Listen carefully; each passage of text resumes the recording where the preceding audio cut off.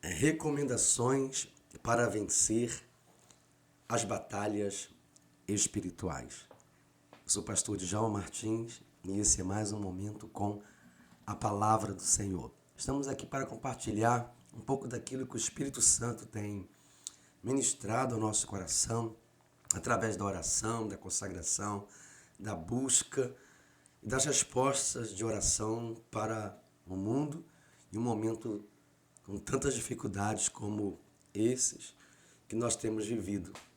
Ultimamente, temos travado uma verdadeira batalha espiritual e às vezes temos nos concentrado em situações políticas, sociais, econômicas, nos esquecendo que a nossa luta não é contra a carne nem contra o sangue, mas contra os principados e potestades, contra os dominadores deste mundo tenebroso. Na carta do apóstolo Paulo aos Efésios, no capítulo 6, versículo 10 até o versículo 20, nós vamos encontrar essas recomendações para vencer as batalhas espirituais. O apóstolo Paulo já começa declarando a seguinte coisa: quanto ao mais, sejam fortalecidos no Senhor e na força do seu poder. Vistam-se de toda a armadura de Deus para poderem ficar firmes contra as ciladas do diabo. Porque a nossa luta não é contra o sangue ou carne, mas contra os principados e potestades, contra os dominadores deste mundo tenebroso, contra as forças espirituais do mal nas regiões celestiais. Por isso, peguem toda a armadura de Deus para que vocês possam resistir no dia mau e depois de terem vencido tudo, permanecer inabaláveis. A partir daí, até o versículo de número 20, o apóstolo começa a definir as características, as peças desta armadura espiritual com a qual devemos nos revestir ou nos vestir para podermos vencer as lutas e as batalhas espirituais nas quais estamos inseridos, querendo ou não, aceitando ou não. Essa batalha espiritual existe. Nós temos travado essa batalha constantemente. A partir do momento que você é alcançado pelo Evangelho da paz, pela salvação que há em Jesus Cristo, você começa a ter que lutar, não é, contra essas ciladas, contra esses ataques, contra esta artimanha de Satanás que vai tentar te destruir. É uma coisa muito importante antes de começarmos a falar diretamente sobre o texto. É que Satanás não é Deus, então ele não sabe que você não vai perder a sua salvação. Para ele vai continuar tentando na esperança de te levar a perder a salvação, porque ele acha que você vai perder algo que Deus te deu. E, na verdade, você não vai perder, mas as lutas elas vão continuar. Né? Até quem pergunta por que o diabo tentou Jesus Cristo lá no deserto, se ele sabia que Jesus não ia cair. Na verdade, ele não sabia, ele não tem essa capacidade. Ele não tem esse poder de saber o que vai acontecer ou o que pode ou não acontecer. Só Deus tem essa capacidade. Por isso, ele tentou Jesus lá no deserto, porque ele esperava boicotar, esperava atrapalhar o plano da salvação. Então ele vai continuar te atacando, você sendo cristão, evangélico, fiel, dependente de Deus, consagrado ou não. Ele vai continuar te atacando na esperança de destruir a sua vida, de te afastar de Deus, de impedir que você alcance e viva a salvação. Então nós precisamos compreender que essas recomendações, elas são importantíssimas. O apóstolo Paulo, ele dá algumas recomendações e depois ele orienta a que os irmãos de Éfeso se revistam de toda a armadura de Deus, assim como ele também recomenda a cada um de nós, se tratando da palavra de Deus aplicável a cada um de nós. Então, Paulo dá algumas recomendações que eu vou citar. Essas recomendações são 4 recomendações básicas. Diz assim: precisamos nos fortalecer no Senhor. A primeira recomendação que o apóstolo Paulo dá é: precisamos nos fortalecer. Quanto mais sejam fortalecidos no Senhor. Ele fala: vocês precisam se fortalecerem no Senhor, porque nós não temos forças para vencer as batalhas espirituais. Nós não temos por nós mesmos a capacidade, mas o Senhor Jesus, ele pode e deve porque é isso que ele quer fazer, nos revestir com a capacidade espiritual para vencermos os ataques e as ciladas do diabo. Então ele fala, precisamos nos fortalecer no Senhor. A segunda coisa que ele fala é que precisamos entender que estamos em meio a uma batalha contra o inimigo, tá?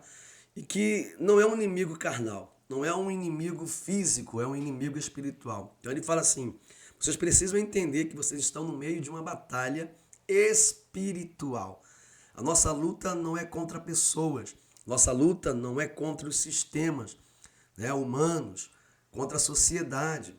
A nossa luta é contra o diabo, contra os principados e potestades dominadores deste mundo tenebroso. A sua luta não é contra o seu marido, não é contra a sua esposa, não é contra o seu filho, sua sogra, seu sogro, não é contra a sua família, não é contra os seus inimigos físicos. A sua luta é contra os principados e potestades, os dominadores deste mundo tenebroso. Outra coisa que ele fala, outra recomendação, é que precisamos entender que esses inimigos, eles jogam sujo e não desistem facilmente. Eles vão criar ciladas, eles vão criar mecanismos, eles vão te estudar, eles vão tentar identificar os seus pontos fracos e eles vão tentar te atacar. Já falamos isso no sermão passado, na mensagem passada, sobre como vencer as tentações. Eles vão te analisar, esses inimigos vão começar a tentar entender onde você tem caído, quais são as suas fraquezas. Então o apóstolo Paulo disse que precisamos entender que esses inimigos eles jogam sujos, pegam pesado, né? Eles não medem esforços para fazer você se distanciar de Deus, pecar e perder assim a alegria da sua salvação, a capacidade de continuar vivendo, de desejar viver, de servir ao Senhor. E por último, não menos importante, precisamos nos revestir da armadura de Deus para enfrentar este combate. Que é sobre isso que vamos basicamente tratar diretamente, sobre esta armadura, né? Qual seria essa armadura tão detalhada aqui no texto? Então vamos lá. Essa armadura, ela é composta, né, ou dividida por 7 partes, diz aqui a palavra de Deus, tá? O apóstolo Paulo diz assim, portanto, tomai toda a armadura de Deus para que possais resistir no dia mau. Ou seja, nós adquirimos capacidade para resistir no dia mau, revestido pela armadura de Deus, que não é nossa, é do Senhor. Quando nos revestimos com essa armadura, adquirimos a capacidade de resistir e permanecermos firmes. Por isso que muitas pessoas acabam se afastando do Senhor, desanimando, né? Entrando numa depressão espiritual, como já declarou o C.S. Lewis, onde não há motivo, não há alegria, onde não há satisfação, onde não há esperança. Por quê? Porque não se revestiram com essa armadura, que precisa ser algo constante, contínuo, sustentado pela oração, que nós veremos que é o 7º elemento dessa armadura. Então vamos começar aqui na palavra de Deus, analisando um pouquinho rapidamente sobre essa armadura. Primeiro, o cinto da verdade, tá?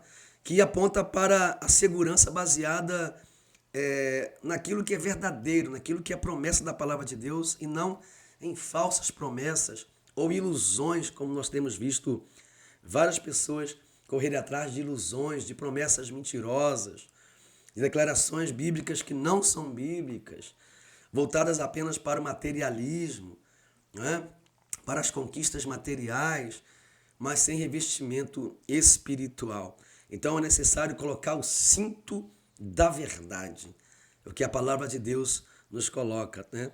Ou seja, viver na sinceridade, viver na certeza de que Jesus é a própria verdade, como diz lá em João, capítulo 14, versículo 6, onde diz, eu sou o caminho, a verdade e a vida, ninguém vem ao Pai senão por mim. Jesus é a verdade. Viver na verdade é viver em Cristo, porque Ele mesmo declarou, sem mim nada podeis fazer. O outro elemento é vestir a couraça da justiça. O que é isso?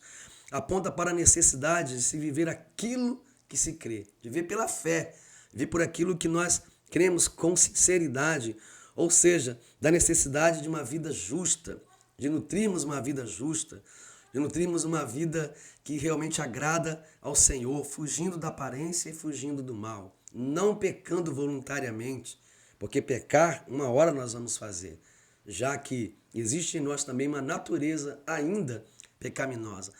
E quando pecarmos, buscarmos o Senhor, porque Ele é, Jesus é a nossa justiça. Ele é quem nos justifica de todo pecado. É o sangue de Jesus derramado na cruz quem nos justifica de todo pecado. Então, quando errarmos, termos realmente a humildade, de reconhecermos que nós pecamos e buscarmos no Senhor a reconciliação, a justiça que só há em Cristo. Porque só em Jesus há justificação. Não adianta criarmos argumentos nossos, botarmos a culpa em outras pessoas nas situações. Precisamos reconhecer pecadores e buscarmos a justiça que há em Cristo, porque Ele é o nosso justificador. É Ele quem nos justifica perante o Pai. Por isso que podemos considerar biblicamente que nós temos um advogado junto ao Pai que intercede por nós. E esse é Jesus. O outro elemento dessa armadura é calçar os pés com o Evangelho. Diz a palavra de Deus que é o próprio Evangelho, né? Que é a firmeza de vivermos na prontidão do Evangelho e para o Evangelho, pregando o Evangelho. À medida que nós pregamos o Evangelho, também assumimos o Evangelho na nossa vida. Também vivemos o Evangelho. Hoje, essa função tem ficado para os evangelistas, para os pastores, para as pessoas, né, que profissionalmente, entre aspas, foram chamadas para fazer isso. Mas pregar o Evangelho é parte da armadura de todo aquele que um dia foi alcançado pela graça de Deus, pelo poder de Deus, porque são as boas novas, é o Evangelho da salvação. Nós vivemos por Ele e para Ele e pregamos o Evangelho. Então não é uma função específica de algumas pessoas, é o chamado de todos que foram alcançados pela graça e pela salvação que há em Jesus Cristo. À medida que nós pregamos o Evangelho, andamos no Evangelho, nos fortalecemos no Evangelho e temos autoridade para combater Satanás, autoridade para combater o diabo, quando ele vier contra nós, com as suas ciladas, oferecendo coisas que nós não podemos aceitar, porque já temos o Evangelho da paz, o Evangelho de Cristo, o Evangelho que é a verdade na nossa vida. O outro elemento que ele coloca aqui é vestir o capacete da salvação, que é viver como salvo, é desenvolver a salvação. E é isso que ele fala. Mostra que a nossa cabeça está segura, né? E não poderemos deixar que o maligno encontre nenhum buraco. À medida que você tira o capacete da salvação por alguns instantes, né? Isso é muito legal, mentalmente ou espiritualmente, e você aceita viver algumas coisas como não salvos, você está desprotegido. A partir do momento que você fala assim, não tem nada a ver viver isso aqui, fazer aquilo ali, todo mundo faz, porque eu não posso fazer. Ou então é só uma coisinha, não tem problema nenhum. Você não pode esquecer que você é salvo. E o salvo não tira o capacete da salvação, porque ele é sua proteção. É onde o diabo ataca na sua mente, que vai para o seu coração, vai para as suas emoções, que vai te confundir. Então você não pode tirar em momento algum, nem para dormir, o capacete da salvação. É lógico, é só uma figura, não é nada físico, mas a ideia, a consciência de que você é salvo. Salvo não senta na roda dos escarnecedores. Salvo não vê alguns vídeos impróprios. Salvo não vê alguns programas impróprios. Salvo não se envolve com situações impróprias. Salvo não ri de piadinhas sem graça. Salvo não curte coisas que ímpios curtem. Salvo não se envolve com situações, não é, em que ele se vende por dinheiro ou por status. Salvo não vive mentindo, não vive na mentira, porque o diabo é que é o pai da mentira. Salvo não se entrega aos desejos. Salvo não se entrega aos prazeres, sejam eles quais forem. Salvo não vive usando a boca apenas para fazer crítica às pessoas e acusar as pessoas. Salvo vive de acordo com o Evangelho, de acordo com aquilo que já alcançou, como declarou e declara biblicamente o apóstolo Paulo, que a necessidade de viver com base naquilo que já alcançamos. Então não tire o capacete da salvação quando você for sair com algum coleguinha, for jogar futebol, for ver um filme, for usar o seu celular, o seu computador, for entrar nas suas redes sociais para publicar alguma coisa, para curtir alguma coisa, não tire o seu capacete da salvação, porque você ficará desprotegido e o diabo vai agir e vai te derrubar e vai te vencer. Não tire o capacete da salvação. Ele é imprescindível na vida do salvo. É a identidade do salvo. É o que caracteriza o salvo. Também o apóstolo Paulo fala que devemos usar esse outro elemento que é a espada da palavra. E a espada da palavra é a única arma de combate. Quando Jesus foi tentado, ele combateu Satanás com a palavra, né? Essa é a única arma de combate. De fato, foi a palavra que Jesus usou para combater Satanás. Porque ele vai confundir a palavra. Ele vai mesclar mentiras na palavra. Ele vai tentar camuflar mentiras na palavra. E se você não conhecer a palavra, ele vai te enganar, você vai achar que é a palavra. Como ele tem usado muitos líderes hoje, para pregar mentira camuflada na verdade. Mesmo que não saibam, acabam pregando aquilo que destrói e não aquilo que constrói. Então muitas pessoas têm ouvido muita palavra. Não. De onde você tem ouvido? De quem você tem ouvido? Nada melhor do que ouvir a palavra da palavra.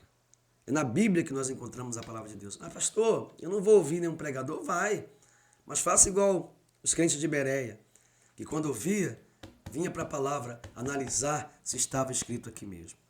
Para você não fazer, né? Para você não seguir pensamentos de homens, experiências de homens, porque experiências de homens e pensamentos de homens não salvam e não vai munir você para combater esse lado do diabo. O que vai munir você para combater esse lado do diabo é a palavra de Deus. É ela que vai afugentar, ela que vai expulsar o diabo da sua vida, ela que vai fazer com que você enxergue as ciladas, porque ela é lâmpada para os pés e luz para os caminhos. É ela que vai te iluminar para você não cair nessas ciladas. É a palavra de Deus. Comece a meditar na palavra de Deus diariamente, constantemente. Em cada momento que você tiver, cada oportunidade, abra a palavra de Deus. Mantenha a palavra de Deus aberta para você se fortalecer e combater as ciladas do diabo. E por último, a que vai sustentar, vai dar a liga, vai preencher todos esses espaços de encaixes desses elementos que é a oração. A oração é o sétimo elemento usado pelo apóstolo Paulo. Apesar dela não aparecer diretamente, ele vai falar que precisamos fazer tudo isso com a oração. No versículo 18, ele fala: ore em todo tempo no Espírito, com todo tipo de oração e súplica, e para isto vigie, com toda a perseverança e súplica por todos os santos. Ore em todo tempo. Oração sem cessar.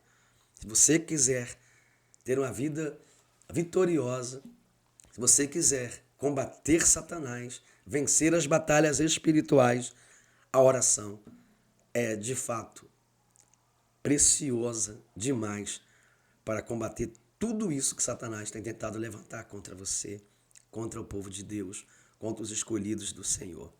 Ore em todo o tempo, incessantemente. Em cada momento busque a direção de Deus, com respeito àquilo que você deve falar ou não deve falar. Com respeito àquilo que você deve pensar ou não deve pensar.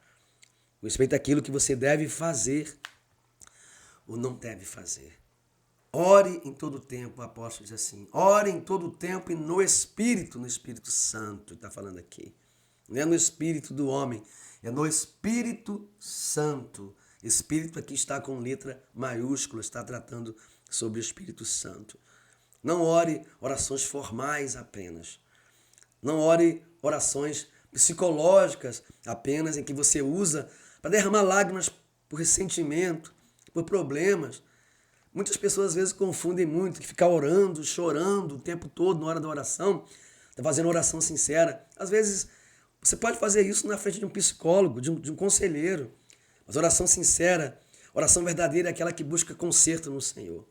É aquela que traz mudança de vida. aquela que traz mudança de comportamento, como Ana fez quando ela orava ao Senhor incessantemente, semblante caído e triste.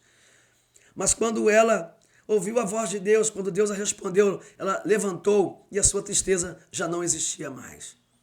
Isso é oração. Oração transforma vidas.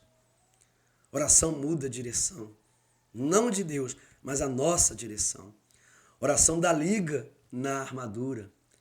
Oração nos fortalece no combate, na hora de vencermos as batalhas espirituais. Compartilhe esse vídeo com outras pessoas. Se você ainda não é inscrito e chegou até aqui, se inscreva no nosso canal. Não custa nada, você não vai pagar absolutamente nada.